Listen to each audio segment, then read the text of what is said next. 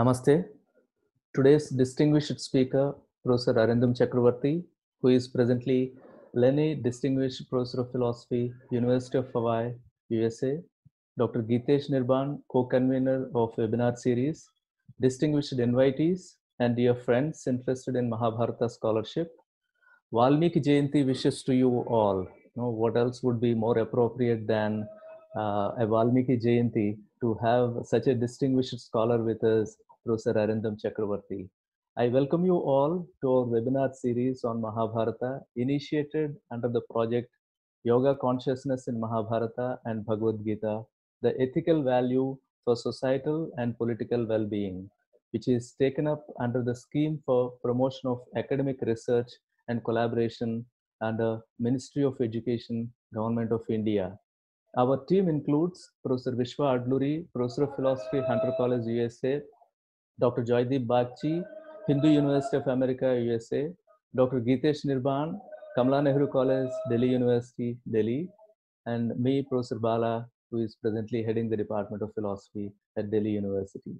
And we are supported by young scholars, young research fellows, Ms. Jayashree and Ms. Anmol, and we have an extended team of two young researchers with us, Ms. Deepshika and Ms. Megha. And as I have mentioned, the project is titled Yoga Consciousness in Mahabharata and Bhagavad Gita, the ethical value for societal and political well-being. And some of the aims of the project I feel necessary to be enunciated here again and again. One of them is to reappropriate the texts of classical Hinduism, which have suffered from Orientalist approaches, in order to articulate the vision of yoga consciousness.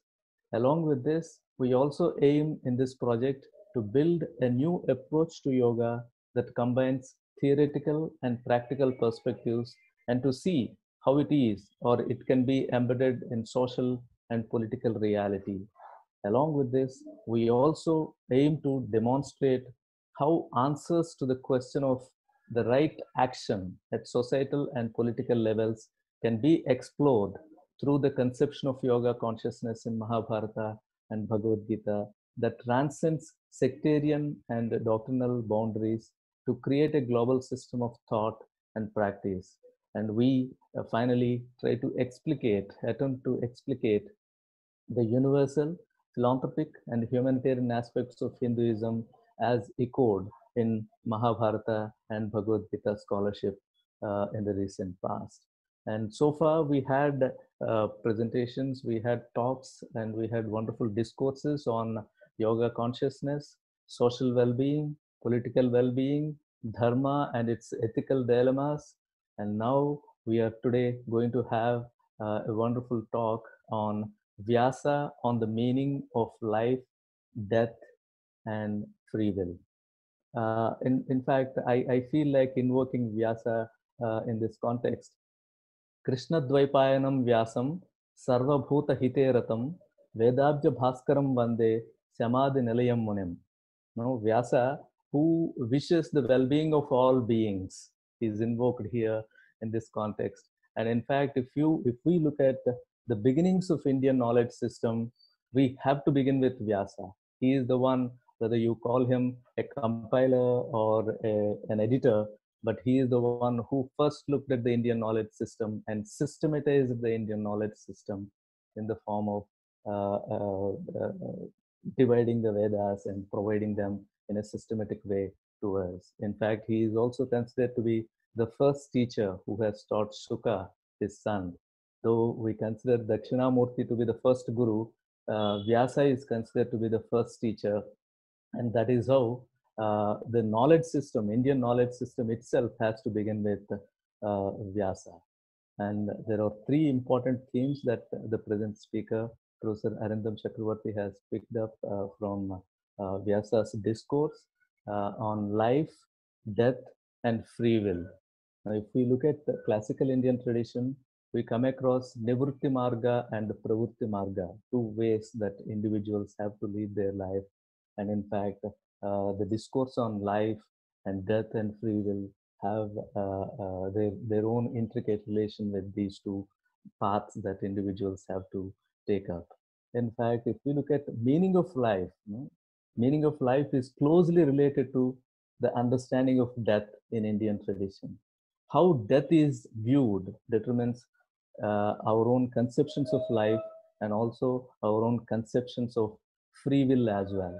And that is how I think this wider canvas that Professor Arindam Chakrabarti is going to unveil for us in terms of trying to explain the meaning of life, death, and free will as it is available in the works of Vyāsa is really going to be helpful to all of us.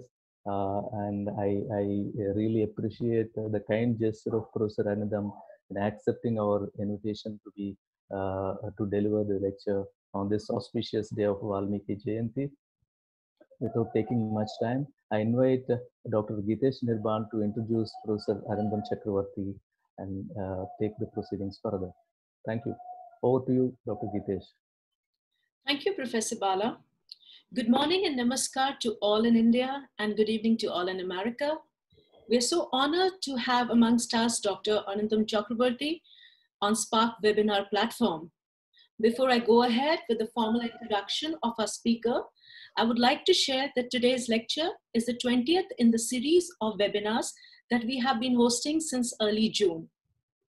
Herein, I request all the participants to keep their audio muted and video off so that we can have a seamless flow of today's session too. You can all please post your questions in the chat box and we will put them across to our speaker during the last 20 minutes of the session. So here we have Dr. Chakrabarti with us. He's a Lenney Distinguished Professor of Philosophy at University of Hawaii, Mānoa, USA. After completing his doctoral research at Oxford University under Professor Sir Peter Strawson and Sir Michael Dummett in 1982, Professor Arindam Chakrabarti taught at Calcutta University, Asiatic Society Kolkata, Delhi University, University of Washington, University College London, University of Oxford. He has been a visiting fellow at Wilkinson College, Oxford, Institute of Advanced Studies in Edinburgh, Trinity College, Cambridge, Indian Institute of Advanced Studies, Shimla, and National Institute of Advanced Studies, Bangalore. From 2018 to 2020, August, he occupied the Nirmal and Augustina Martu Chair of Indic Humanities at Stony Brook University. Apart from 6 Bengali books on philosophy and a Sanskrit introduction to modern Western epistemology, his most recent major work, Realism's Interlinked Objects, Subjects, and Other Subjects, was published by Bloomsbury, London in 2019. It is a privilege to host Professor Chakrabarti today, who is going to be delivering an address on Vyāsa, on the meaning of life, death, and free will. I now hand over to Professor Chakrabarti to deliver his address. Welcome, sir.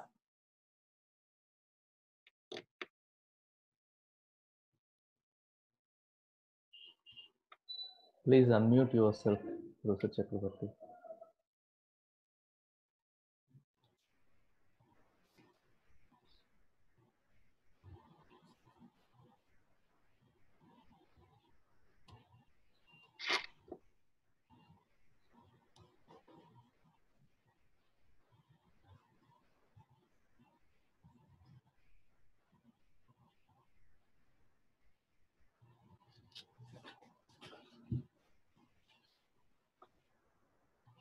Good day, all of you. I'm extremely happy to be back in a place where I used to teach myself, and I think it's a great endeavor. I have a slight quarrel with the word Hinduism because I think Mahabharata is larger than Hinduism as we understand it, especially now. But I'll come to that in the question-answer period. But I'm particularly happy to see many of my colleagues, especially Devasya, who is Professor Ramu Gandhi's disciple, and I'm particularly happy to see him in the audience. And also in Israel, in Tel Aviv, I can see, in that peculiar sense of seeing, Daniel Rave listening to me. So, but I'm most nervous because my former students, who have now become very famous professors, well published and all, like Pragati, Monica, Ajay, and Nilanjan, all of them are here. And so it's quite gratifying. So let me begin. Am I sharing my screen properly? Can you guys see it? Okay. Yes. Right. Vyāsa on Meaning of Life, Death, and Free Will. That's the title. And I start with the most striking quotation from the Ashwamedhika Parva, 14th book of the Mahabharata, where it says, Dhyaksharam tu bhaven mrityu. Two aksharas. Death is spelled with two letters, ma, my. And triaksharam brahma shashvatam. If you just add one letter, na, mama, not mine, that means eternal, absolute, brahma shashvatam. And then it goes on to say, brahma mrityu tato rajan atmanyev vyavasthito. And it's an interesting, juicy philosophical discussion whether, when it says, I have literally translated, both of these, death and Brahman, are entrenched inside the self. But there can be a very good reasoning to support the interpretive hypothesis that here Atmani means in the body. Because overall, it doesn't make too much sense to say that in the disembodied Atman, the soul, there is death. Because the Gita tells us in second chapter, the soul does not die, the soul has nothing to do with death. And it's perfectly all right to interpret Atman as the body. Many of you might know, when you interpret the Upanishads, the bodily is called Adhyatmika.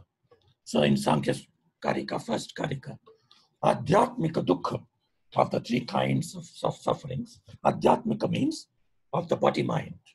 So in the individual's body-mind, there is both this root of death, which is possessiveness, mine, calling it mine, clinging on to things. This is mine, not yours. That is death. And we'll see gradually how that is. But the namam, giving up this sense of ownership, giving up ahamta and mamata, that is Brahma Shashvatam. That need not mean God. It can mean, as in the atheistic system of Sankhya, it can mean Kaivalya or liberation. Because towards the end of Sankhya Karika, we have these, which says, what is the phenomenological feeling close to complete liberation? And it says, almost in Buddhist words. Remember, the Buddha's teacher, one of the teachers, was Arada Kalama, who was a Sankhya man. So it says, Naham, Name. This is the feeling. I don't exist. There is no me. And that nothing is mine. That is Brahma Shashvat. Okay. This is why it's important to realize that, and I'll try to show that in many ways, that it's not just Vedic Hinduism, anti-Vedic Buddhism, Jainism enter into the arena of Mahabharata. So let me now stop sharing.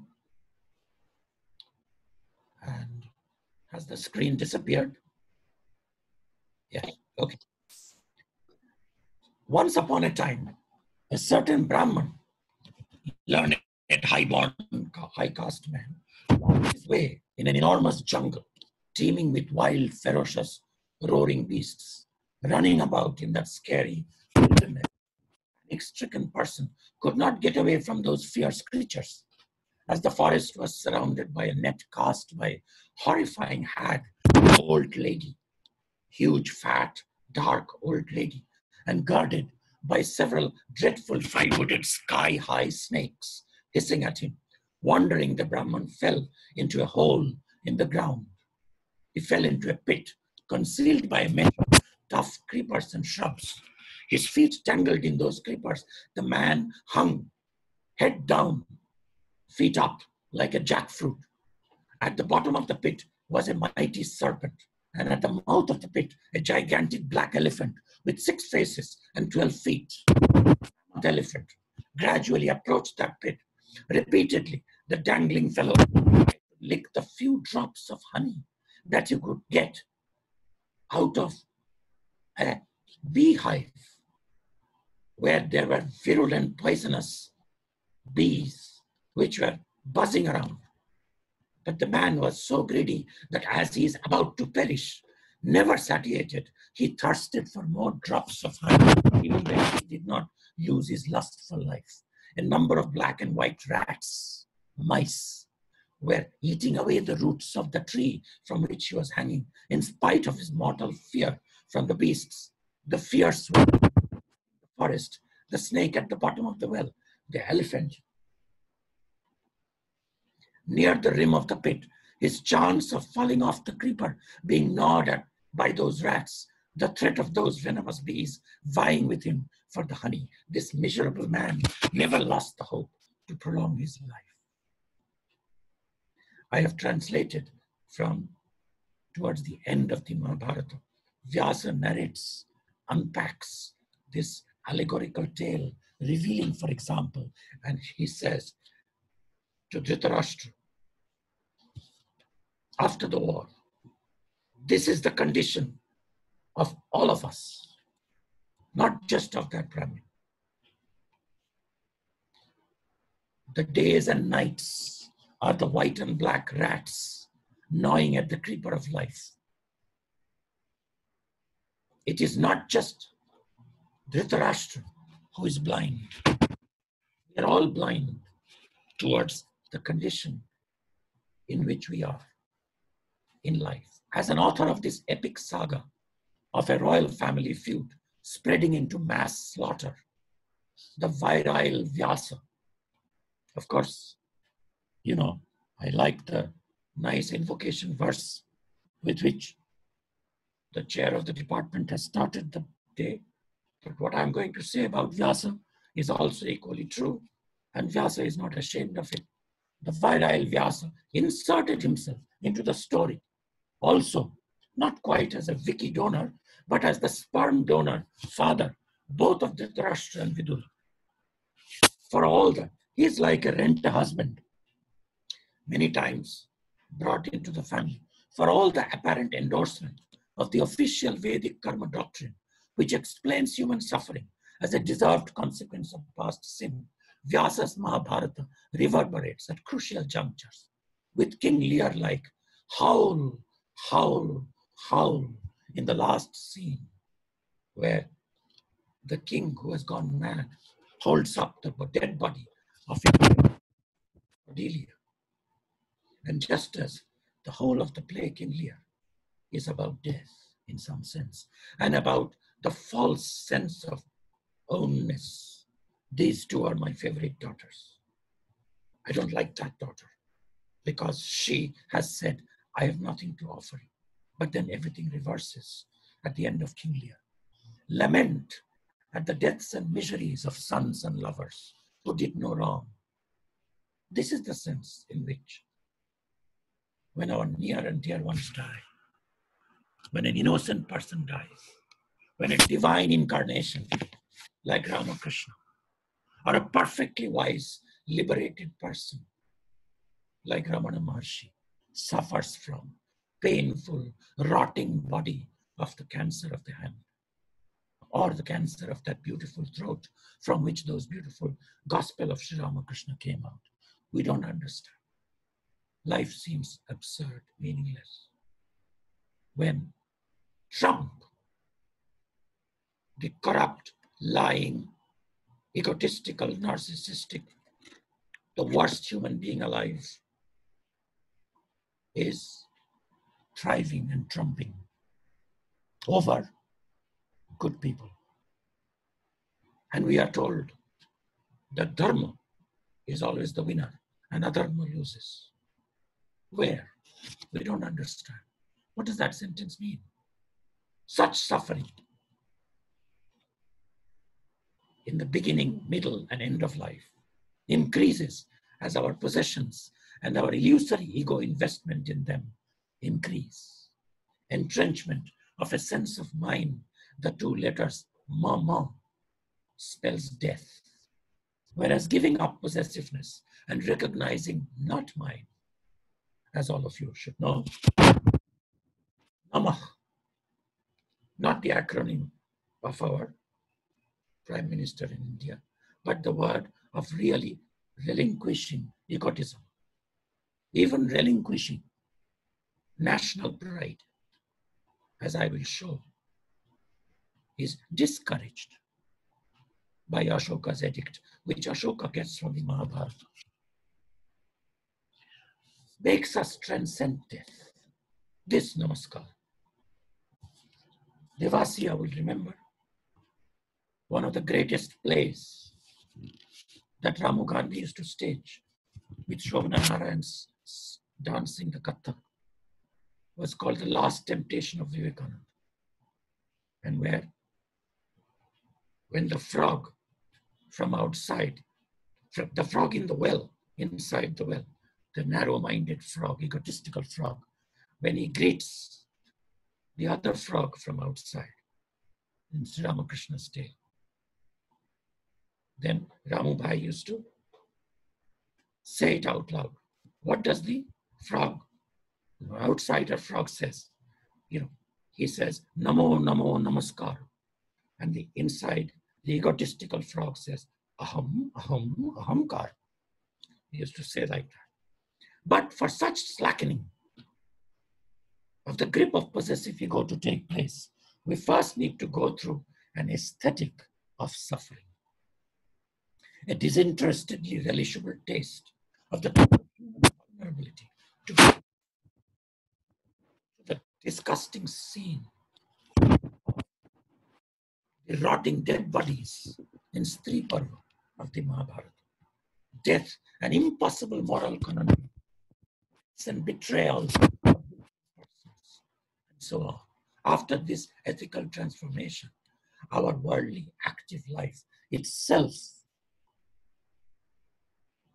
can begin to make,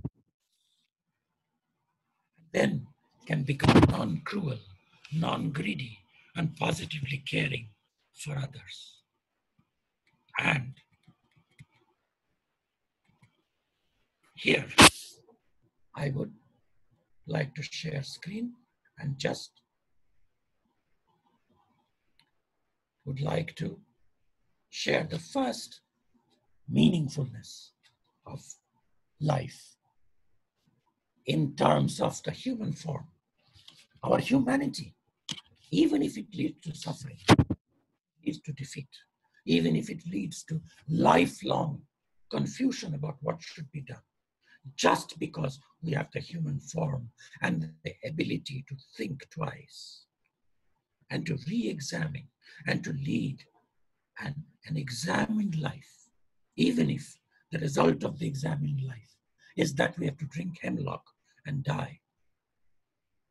But even the greatest utilitarian said it is better to be a suffering, dissatisfied Socrates than a happy, satisfied pig. So let me share screen at this point.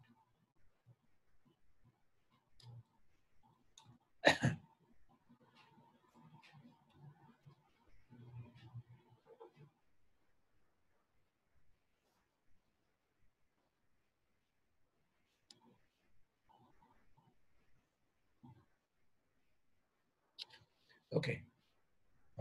Is my screen visible? Yes, it is. For Vyāsa, the meaninglessness of this ubiquitous suffering. Remember the story I began with. Okay.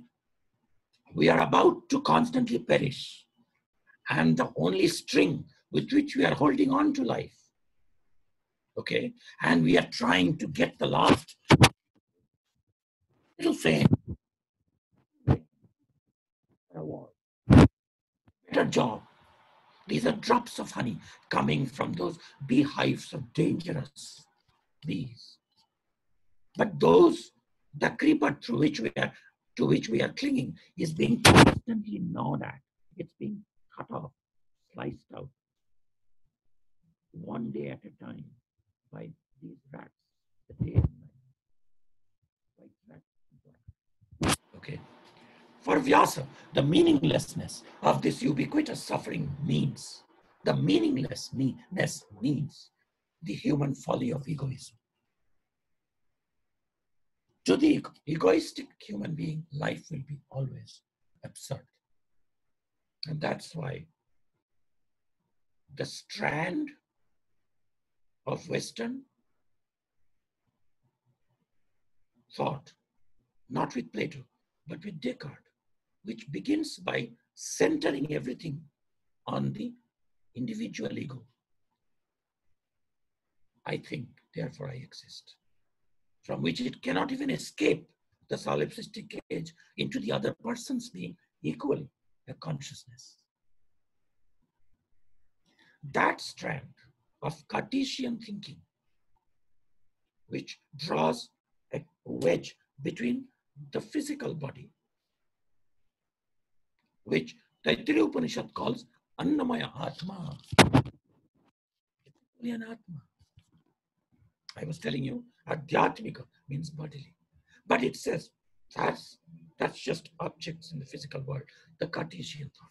But where is the natural end of that? It ends in a certain kind of existentialist thinking, which finds life and has to scramble to find an argument. So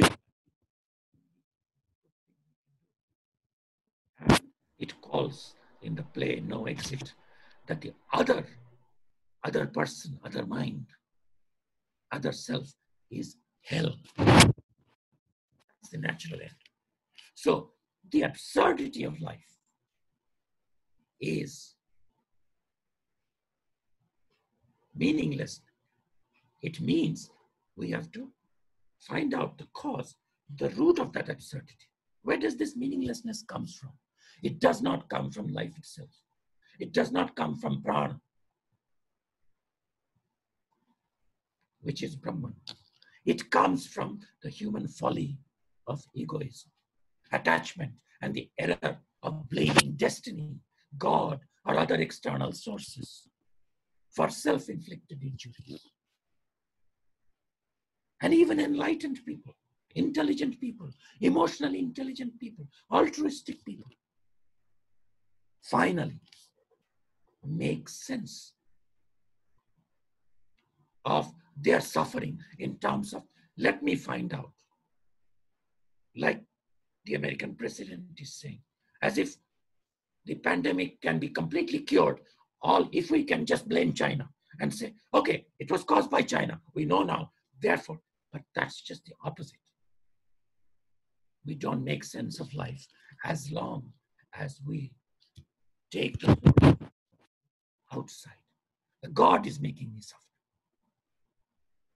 That person is making me suffer. My cheating husband is making me suffer. My disloyal wife is making me suffer. My betrayal, my dead, dying baby is making me suffer.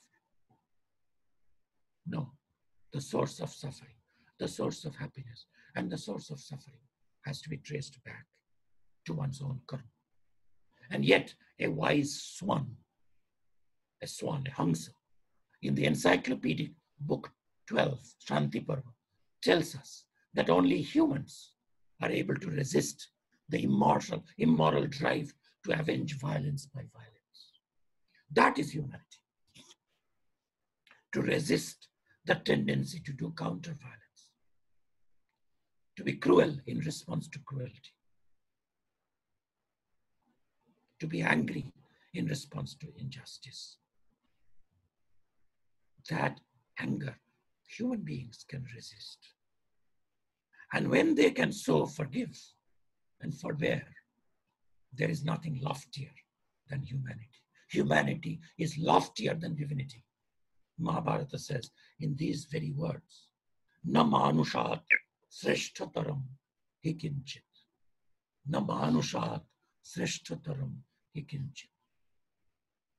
So if you have to find what is that meaning of life, which in St. Anselm's words is that than which nothing greater can be imagined, nor can be conceived. Literally, this is translated in Kashmir Shaivism. I mean, not translated from Anselm, but it's called Anuttara, than which nothing is Uttara, nothing greater. That greatest meaning is humanity. Na manushat sreshtataram hikinchit. There is nothing greater than humanity. So that's the first meaning. Now, what does this humanity consist in? I'll abbreviate the story. And the story is that there was a Brahmin who was very learned, but a businessman was running his golden chariot through the street when he was walking. And that chariot wheels kicked the Brahmin out of the road and he fell down and he hurt himself and he started cursing his life. He thought, what is the point of my PhD in the 4 Vedas? What's the point of my tapasya and being a Brahmin? Look at this foolish rich man. I don't have money, so I will commit suicide. I will die here. You know, as many of you will feel, you know, when a degree in philosophy makes you, in fact, I had this experience, honestly. You know, may he rest in, I mean, he's not dead, he's thriving. But there was a student in the MPhil class in Delhi University who was caught plagiarizing. And the whole department was very strict about it. So he was, you know, thrown out of the program. And he was very sad. But after 1 year, he came to my home in Delhi University, Maurice Nagar quarters. And he told me that, sir, yes, you threw me out of the class, but you know, I now work in television somewhere. And even my employees make more money than you. I, of course, thank God, I didn't feel like dying at that point. But this Brahmin was feeling like that. But then something happened. And I'll come to that story afterwards. Let me now go back to the main question. And the question is it legitimate philosophically in our contemporary sense to even ask for meaning of life? Is life even the right sort of thing to have a meaning? And my answer to that eventually would be yes, but not just one meaning. In a straightforward sense, only a word or a sentence or a difficult passage can have meaning. S means that P, in the strictest sense. Of course, some events or natural signs can have causal meaning. Like we could say, a doctor could say to you that high temperature and that breathing difficulty you are having, that means COVID-19. Those clouds mean imminent cyclone. Some human acts or conventional signs can have a purposive meaning. After I finish talking, on the screen, one of you may raise your hand, in which case I will think raising her hand means she wants to talk or raise an objection. But how can life as a whole, which is not a human act, which is not a sentence, which is not a difficult passage, which is not a symptom of a disease, how can human life in general have such semantic, causal, gestural, semiotic meaning? Vyāsa never asks the question, what is the meaning of life? Most probably, he would agree with Terry Eagleton that the question is as senseless as the question, what is the taste of geometry? Yet once we notice that the ancient Sanskrit word for meaning, what is the word for meaning? Artha. Artha is also the word for purpose, what is wanted. Hence, also money. We can imagine that Vyāsa would have offered all 100,000 verses of his epic Mahabharata as an answer to the profoundly important question, what is the artha of life? Kimartham jivyate. Okay. Why do we live? Indeed, Vyāsa was the first to systematize the 4 arthas, ends of man. What are they called? Man is Purusha, Purushasya artha, Purushartha. Pleasure, power, virtue, and freedom. Kama, artha, dharma, and moksha. These are what men live for. Vyāsa does have a lot to say about alternative meanings, that is, different points of life. What is the point of living? So it's in this sense, the point, the purpose, the value, because of which we live. And this because can be interpreted in all, at least in all the 4 ways of Aristotle. The efficient cause, the formal cause, the material cause, and the final cause, the purpose. Mahabharata, the epic poem from which the Bhagavad Gita, the central Hindu text of practical ethics, theology, and metaphysics, is extracted, is attributed by the Indian literary tradition to a historical, a mythical individual, Krishna Dvaipaya, the dark Vyāsa. The dark Vyāsa.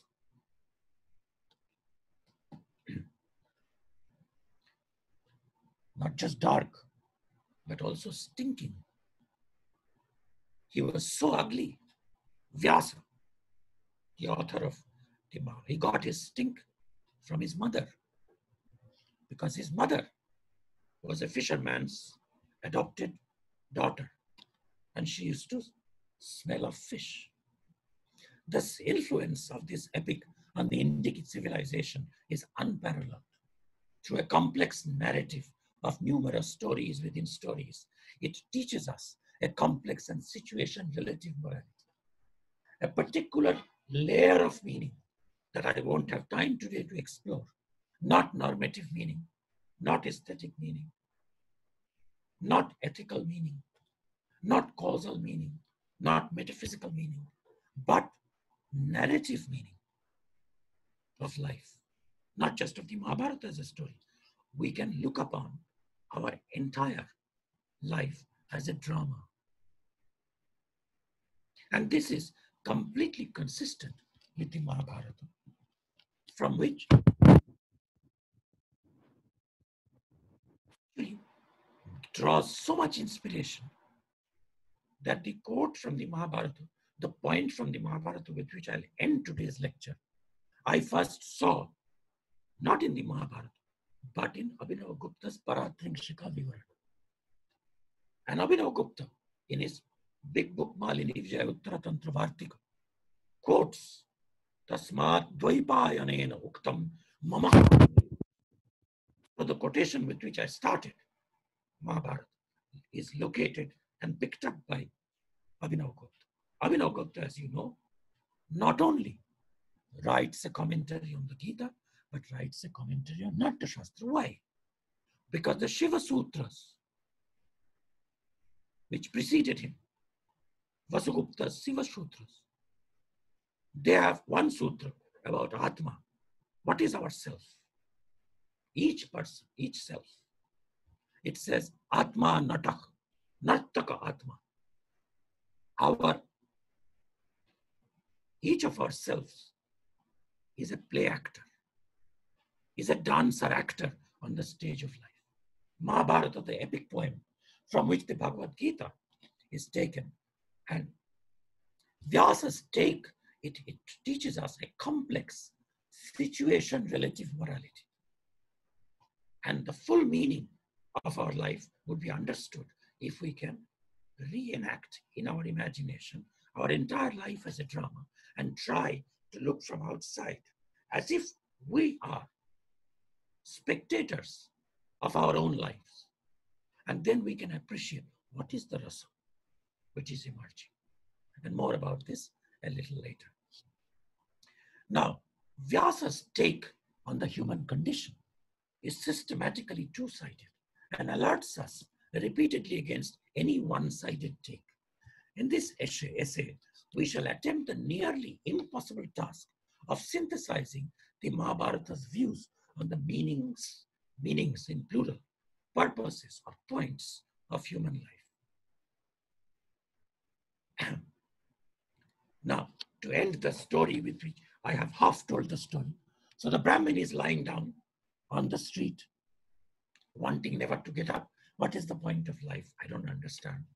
How come these, ignorant, uneducated, rich people are, going in these Mercedes Benz and in these electric cars, and I am on foot, and they are, splashing dirty water on me, and I am, a poor Brahmin teacher or something. So he is lying down. A jackal comes and whispers. It turns out that it was Indra, the king of the gods, who assumes the disguise of a jackal and whispers to him, "What are you doing? You have got a pair of hands. I would give my life to be reborn as a human being just for the sake of the hands." And he says, there is no other gain, labha in life, higher than the gaining of 2 hands. One of the most important lessons of the section entitled Ethics at the Time of Crisis in the Mahabharata's encyclopedic 12th Book of Peace is that you cannot determine the meaning of life by thinking in a one-sided manner or practicing a single-branched dharma. But I will come back to the hand theme later, because there are always, the human mind has, I started by the quotation, it has the potentiality for egotistical, possessive mama, which is death. And it has the potential of amritatva, of being immortal and being identified with Brahman, with the universe, with Vishnu himself, of whose the first of the 1,000 names is Vishwam. What does Vishnu Sahasranama begin? Vishwam, Vishnu, Vashatkaro. So Vishwam. So Brahma Shashvatam is Vishnu. Even if you are a devotee of Krishna, who is Vishnu? All that is the case. The world is all that is the case. The world, you can become that. Never to die, because the world is always there. These two options are there. And I see the subtlety of the theme of this particular project that Kamala Nehru College, yes, and the Delhi department, the university PG department, they have together adopted. It is not just Mahabharata as a cultural document and philosophical document, but also connection between Mahabharata and yoga. And indeed, there is such a connection, because in the Yoga Sutra, Vyasa's commentary, Vyāsa Bhashya, it starts under Chitta Vritti Nirodha, the definition of yoga. It says, the Vyasa's commentary says, Chitta Nadi Ubhayato Bahini, Bahati Papaya, Bahati Kalyanaya Cha. The river of our mind gives us a choice. It flows in two directions.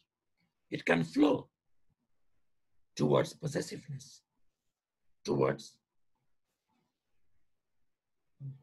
greedily colonizing other people's lands and becoming a asuric, a demonic civilization. That's Papa. Or towards Kalyan, the good, the Shreya. These two directions. After telling us, this is in Yoga Bhashya, and Vyasa similarly says, Mama and Namama, both these tendencies are there in this body, in this self. After telling the tragic tale of total ruin of an entire civilization, Vyasa also ends the Mahabharata after Swargarohana Parva, almost the last verse of the Mahabharata. He uses his hands. He says, raising my two hands, I say that from Dharma will come both prosperity, wealth, and satisfaction of desires, pleasure. But do not directly pursue them. Pursue Dharma. Eventually, you will have happiness too. Don't pursue Dharma for the sake of happiness, but it will give you happiness.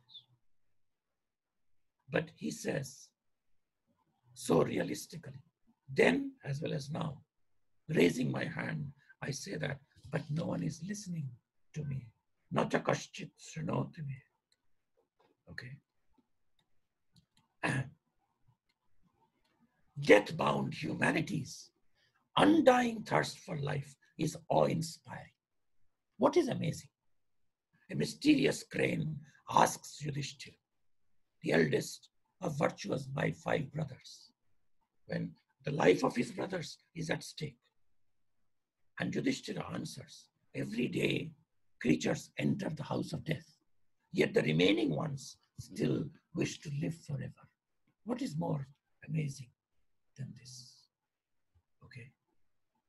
So then, if all of us are, metaphorically speaking, blind like Dhritarashtra, blind with our biases, blinded by our egotistical attachment to our sons and lovers, then can humans ever see the meaning of life? Make sense of why we live at all from our own collective first-person human point of view? Vyasa often switches to a beast's eye view of human life, which, though full of suffering and ruptures of relationship, remains worth living. The meaning of life lies literally within the reach of our human hands. Meaning of life. So the first, I said, the human form and the ability to do things. And you have a choice. You can, like Dhritarashtra at the end of the war, with his bias, with his hands, the blind man tried to crush and kill Bhima. Or with the hands, you can extend your hands and go up to a suffering person and help them, nurse them. I wouldn't talk about the two-sided nature of dharma and meaning of life. But if any of you want to learn about that, there is an Oxford University Press book by Vrinda Dalmia called Caring to Know, where this has been discussed very carefully and connected to caring being the purpose of life. And that is closely connected to two ways of thinking and being self-critical. So the other most important point with which I will conclude is there are many normative meanings of life given by the Mahabharata.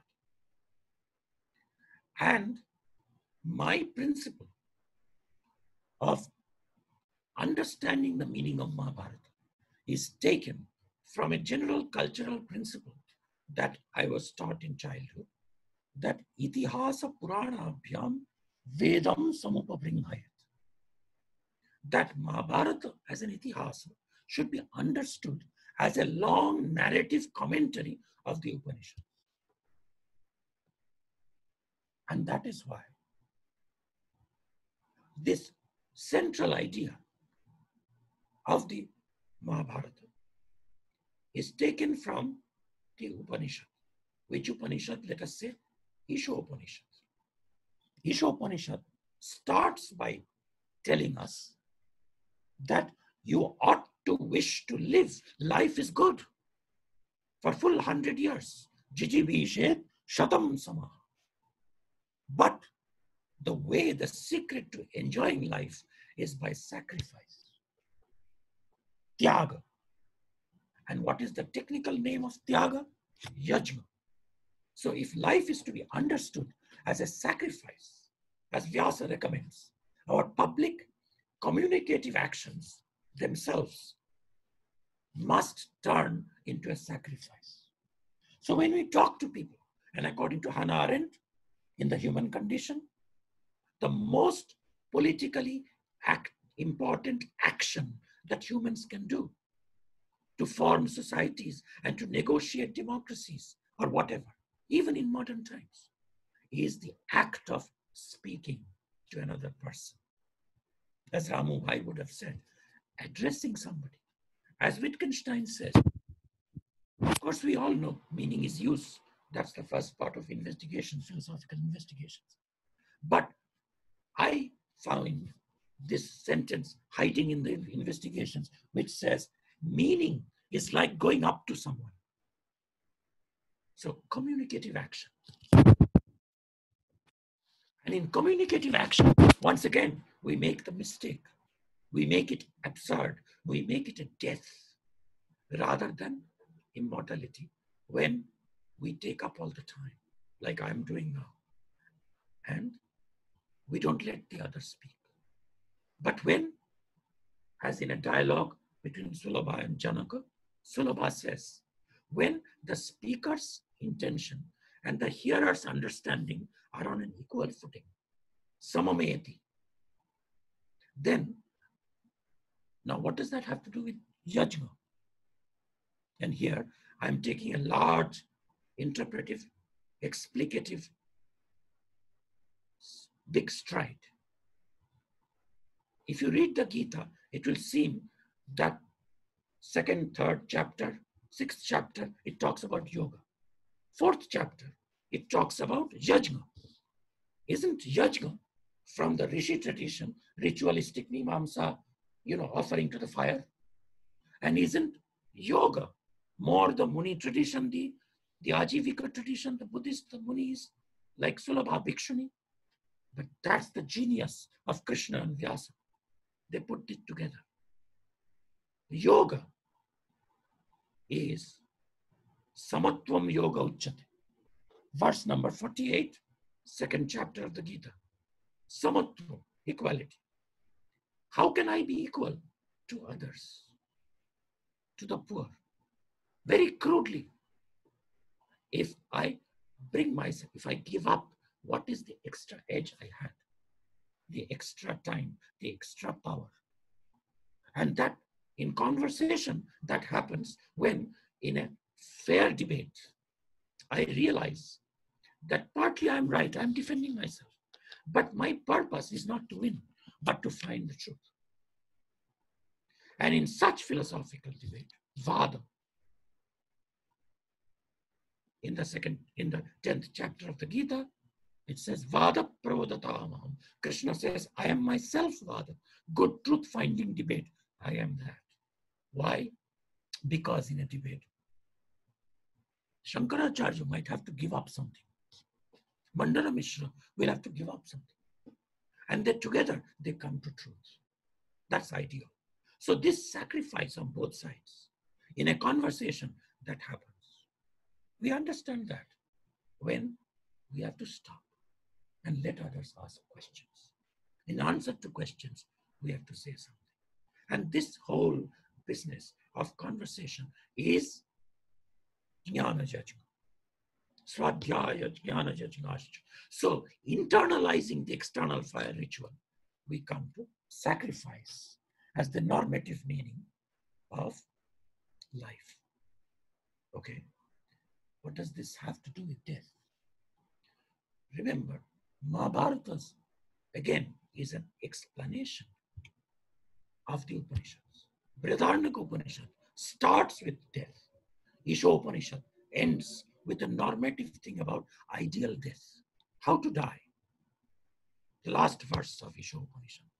Agne naya krato smara bhasmantam sharira. This body is ending in ashes. Bhasmantam sharira. Okay. It's ending in ashes. What to do? Remember. The last memory of what I did. My own karma. I have to remember. Reckon with my own life. Okay. The point of life, thus, is dharma. The normative meaning of life is dharma. But what is dharma?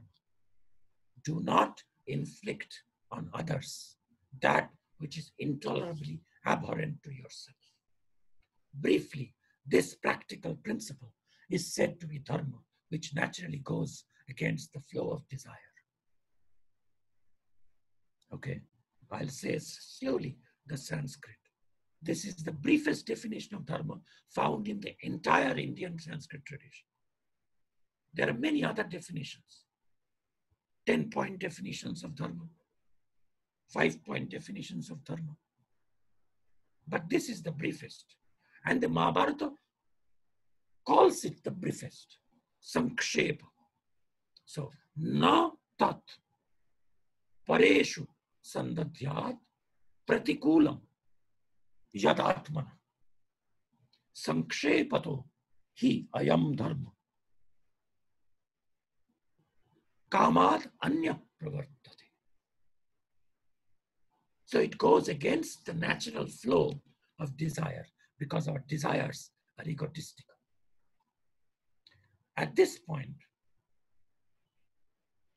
it might seem that the Mahabharata is telling us that the ultimate meaning of life can be found only if we lead an ethical life, do nishkama karma, and enjoy life by tyaga, tyaktena bhunjita, beginning of Ishopanishad. But we have to pause. Okay. There are insoluble dilemmas in life. And there is a beautiful word, which is the first virtue in the Ashtanga Yoga, right? Ashtanga Yoga, all of you know. What does it begin with? It doesn't begin with Baba Ramdev teaching us pranayama. It begins with yama niyama, asana, then pranayama, then pratyahara, then dharana, then dhyana, then samadhi. So the first is yama. There are two other meanings of the word yama. Of course, yama means self-control. Self-control. And there are many, 4 or 5 yamas. But what is the other meaning of yama? Yama means death. Why? Because death controls us. How does it control us? Restrain us. Remember, what do? At the end of death, at the moment of death, you remember. You are supposed to practice this remembering all your life. Every day. In Christianity, in Buddhism, in the Vinaya Pitaka of Buddhism, Buddha's Pali Canon, there's an advice daily to the monk, to the Shravaka, and to the Sotapanna, that every day, just before going to bed, you have to think, how did I spend the day? Did I tell a lie? Why? This is connection. This self-vigilance has a connection with Yama. As is said in the Niti Shlokas that children used to learn in learning Panchatantra stories. What is that? Grihita eva kesheshu mrityuna dharmam acharya. You should perform dharma every day as if you are going to die tomorrow, as if death is holding you by the hair. That's the point of the story. Death is holding us. Yama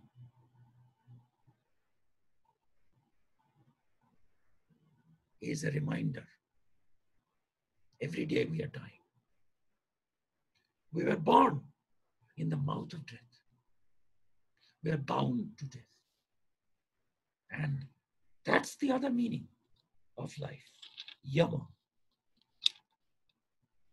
Just before the Navaratri comes a particular fortnight, 15 days. It is called Pitri Paksha.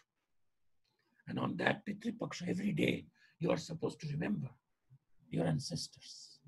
And you end the Tarpana, or begin the Tarpana, by doing Namaskar to Yama. And you say, Yamaya Dharma Rajaya, Mrityave, Mrityu is Dharma. Mrityave, Chantakaya, Vaivasvataya, Kalaya, Sarvabhuta Kshayaya, Audumbaraya, Dadnaya, Nilaya Parameshtine, Brigodaraya, Chitraya, Chitraguptaya Vaina. Chitragupta. There are a variety of surprising. Chitra means amazing. Amazing secrets, Gupta. Secrets of Yama. Death knows. Why? Because who is death? Death is, on the one hand, a god. What is the name of that god? Time. How can we experience that God?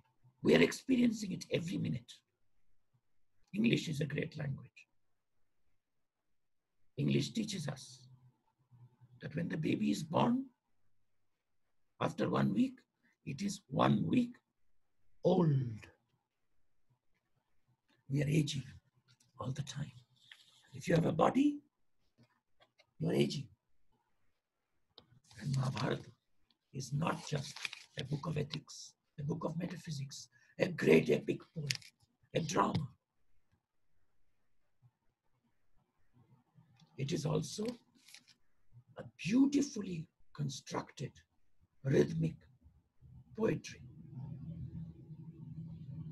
And you would think, okay, all Mahabharata is just Anushtup. Dharma Kshetre, Kurukshetre, Samaveta, Yutsam. No. When Mahabharata talks about a mysterious horse,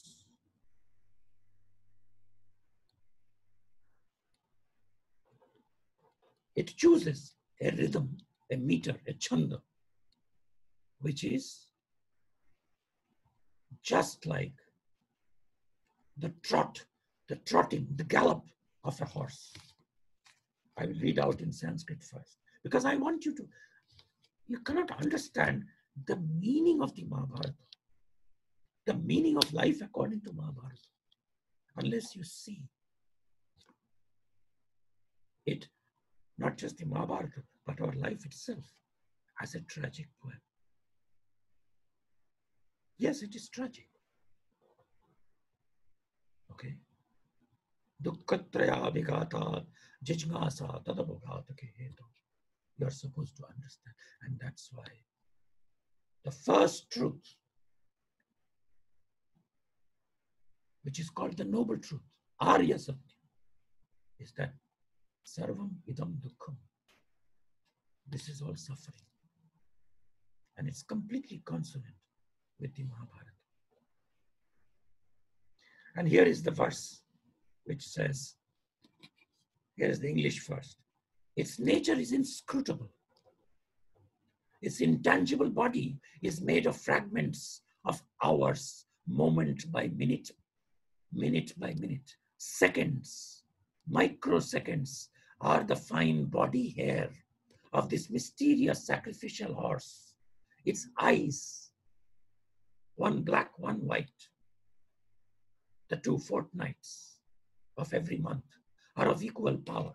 Months make up its limbs, dawns and dusks, its mighty shoulders. Humans are saddled willy-nilly onto this unstoppably speedy horse. And what is it called? This horse is called aging. Even the youngest of you are riding that horse. That's the meaning of life. That we are dying every moment. Okay? But there is a rhythm to this. The rhythm of time. And here is in Sanskrit poet metrics, the prosody, it is called Praharshini, is the Chanda's name.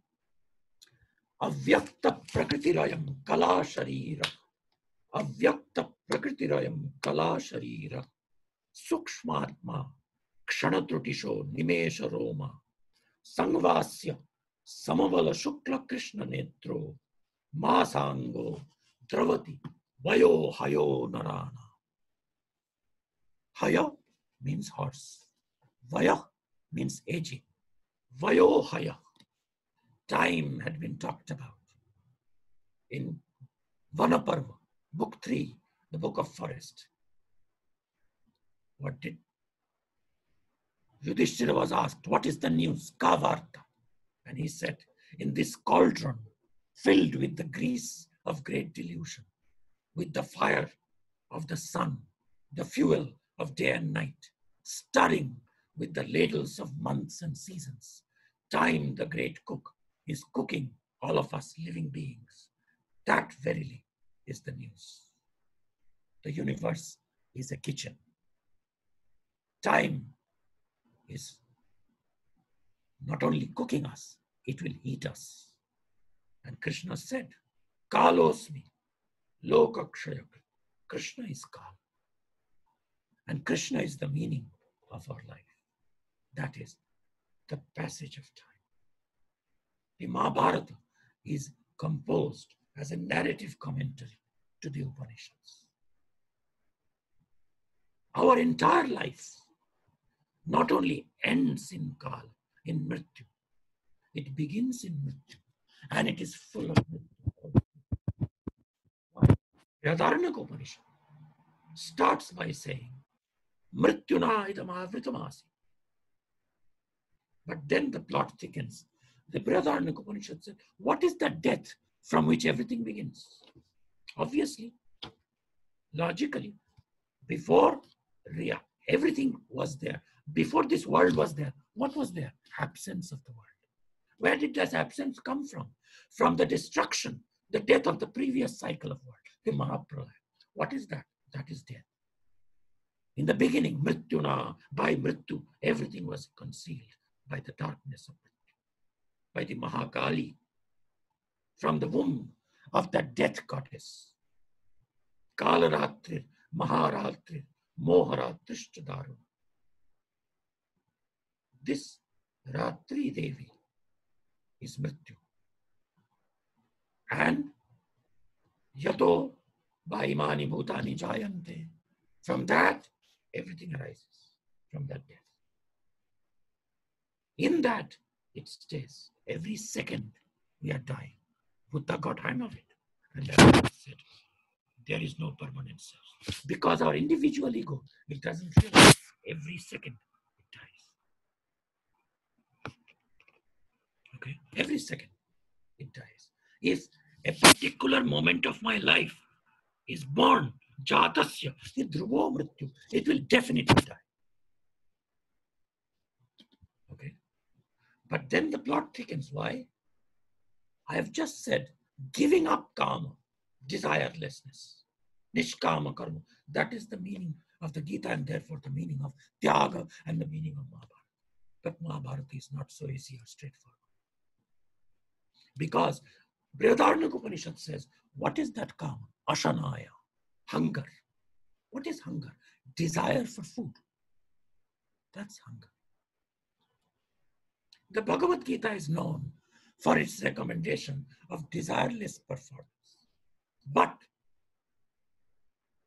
in the 14th of the 18 books, Ashwamedhika Parva, from the chapter where I quoted, the mama is mrityu, 2 letters make mrityu. In that same chapter, Krishna himself, Bhagavan Uvacha, Krishna himself becomes kama and says this. And this is called in the Mahabharata Kama Gita.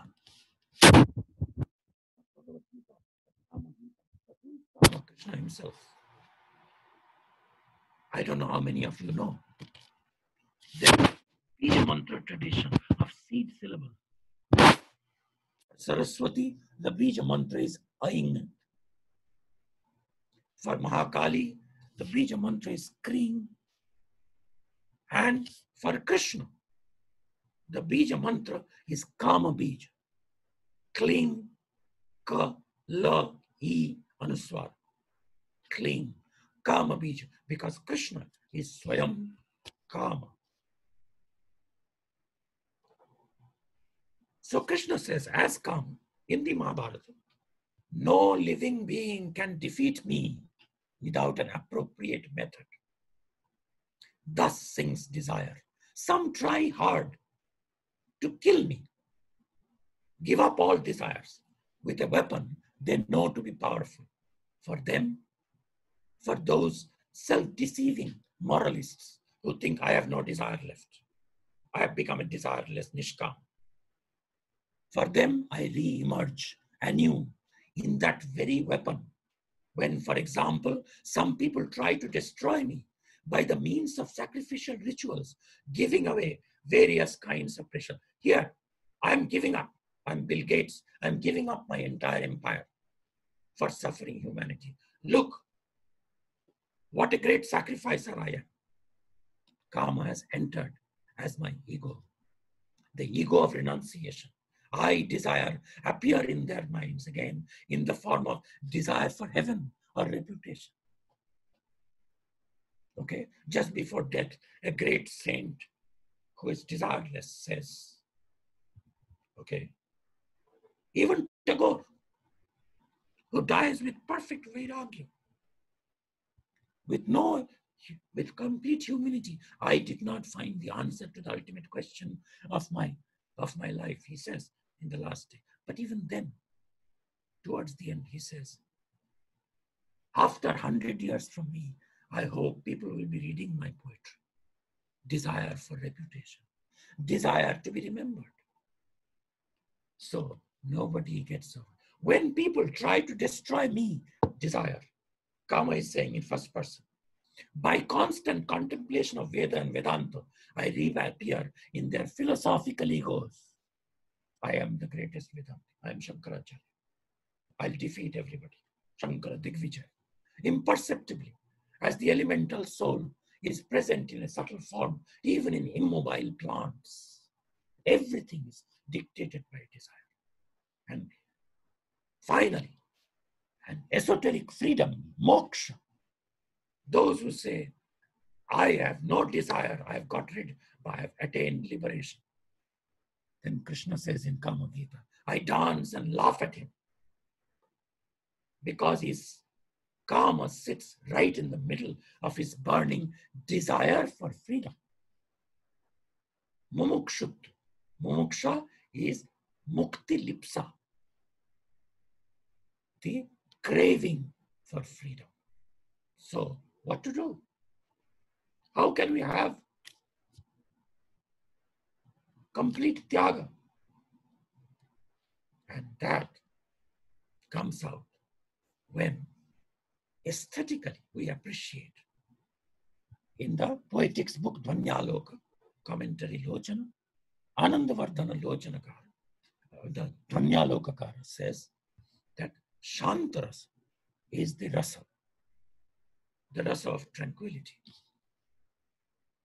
Okay, detachment, samatva, neither decrying life, not lusting for life, neither going for victory nor going for defeat.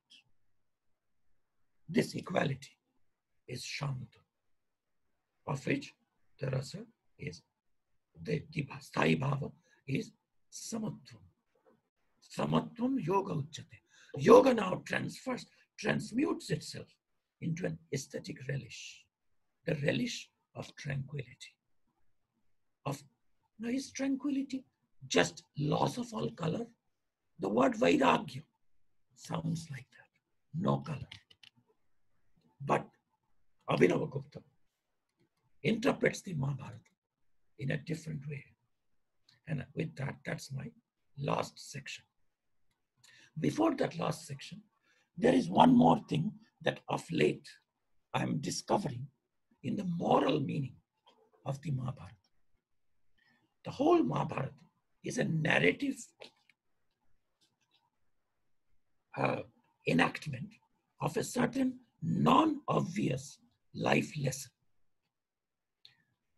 In the beginning of life, even reading Indian scriptures, Hindu ethics as you call it, for a Kshatriya especially, it seems, okay, yuddhasva, okay, tasmat samuttishta jasho lavasva. Krishna even says, it is your purpose to win the war.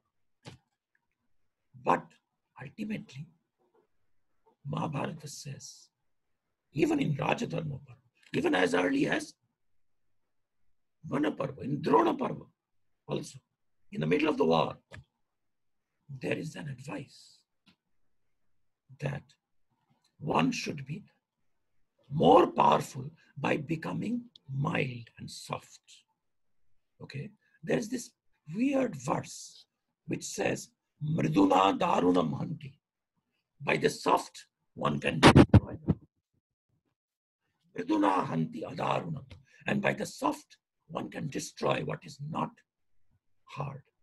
So both the harsh and the tender can be won over, can be overcome, can be ruled over by cultivating softness, tenderness. Nothing is impossible to softness, and therefore the soft is the strongest. The soft is the strongest, even as a ruler, even as a worldly person, even as a manager, even as a teacher, even as a disciplinarian, even as a parent. Mahabharata teaches us that as a strategy, as a not just ethical, but policy-wise, mridu is good. One can understand this in many ways. One way is to understand it in Aristotelian way of moderation as a virtue and connect it with being in the middle path. But the other way is to take the beautiful exposition of Sri Ramakrishna when he said to Vidyasagar, Ishwar Chandra Vidyasagar, he said, you are Siddha. Vidyasagar said, no, I'm not spiritual. I don't perform meditation. Why are you calling me Siddha? A perfected person, spiritually perfect. Vidyasagar, Ramakrishna says, you are Siddha because you are soft, you are tender. Boiled, we call them Siddha. So, meaning of life, we have seen. Now, to wind up, can be normative meaning, practical action theoretic meaning, causal natural meaning, where does it come from? Death. Narrative meaning, aesthetic, affective meaning, and mystical meaning. And Mahabharata talks about all of these meanings. But at the end of it all, Mahabharata itself says, and Abhinavagupta picks out this particular verse and makes it prominent in his Paratringshika Vivarana. That ultimately These binaries are important. We started with that. Good way, bad way. Papaya, kalyanaya. Mrityu, amrita. Satya, anrita. Truth, falsehood. Dukkha, sukha. Jaya, parajaya. These are binaries.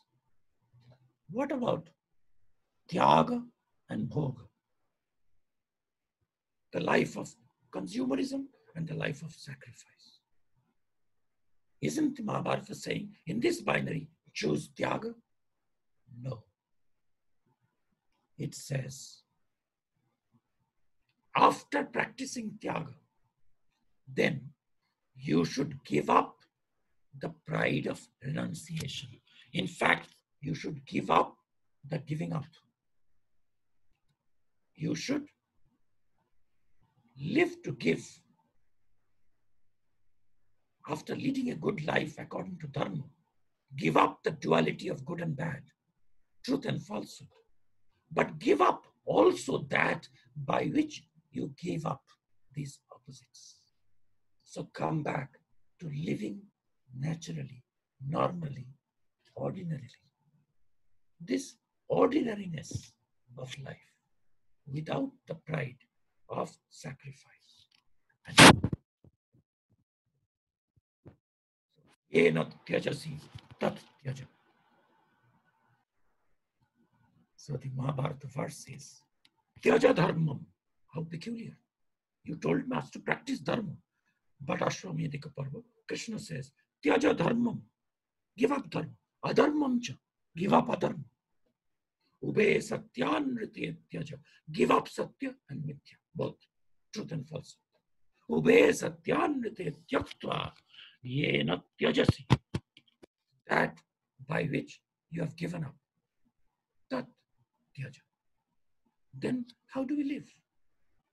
Abhinavagupta interprets the final meaning, this aesthetic, spiritual, mystical meaning of the Mahabharata, of life, in the following words. In his Anuttarashtika, I started by talking about Anuttara. In his 8 verses, on that than which nothing greater can be, he gives the ultimate meaning. He gives a very simple advice. He said, Ma kinchit tyaja.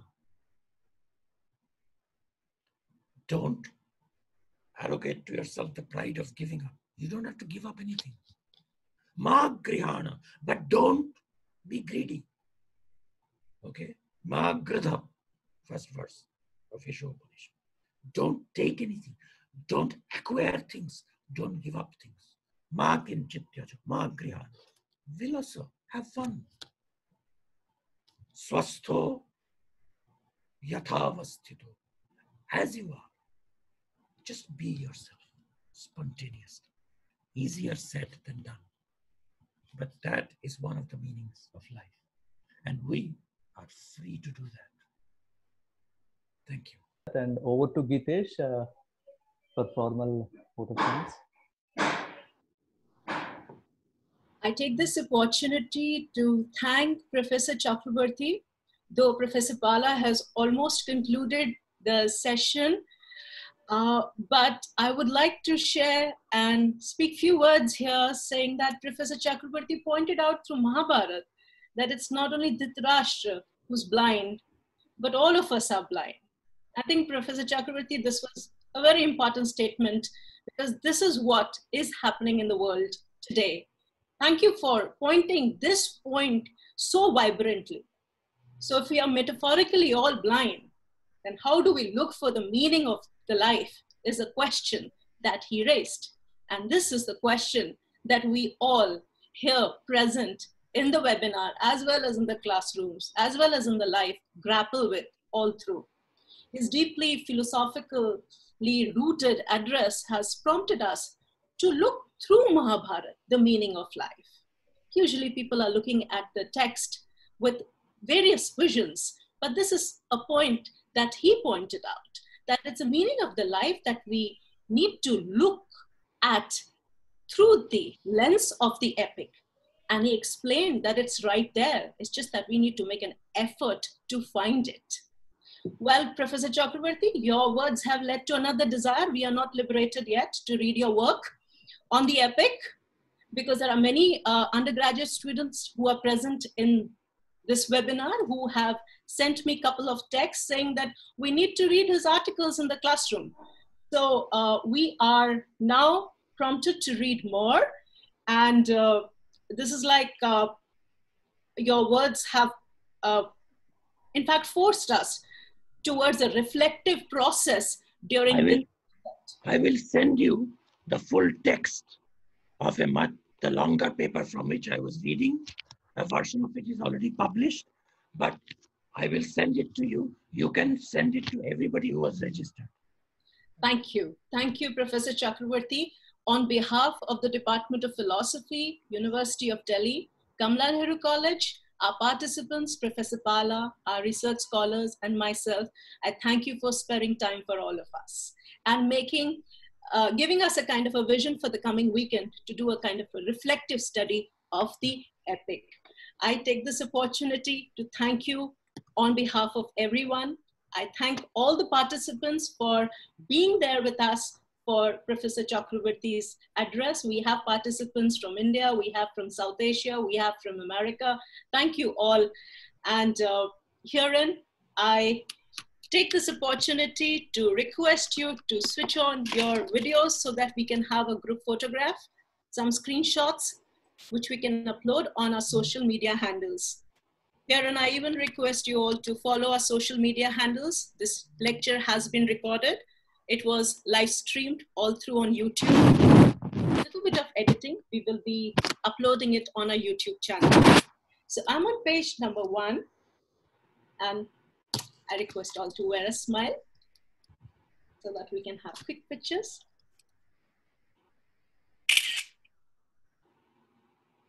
Here on page 2, I request the participants to switch on their videos so that we can have a nice picture.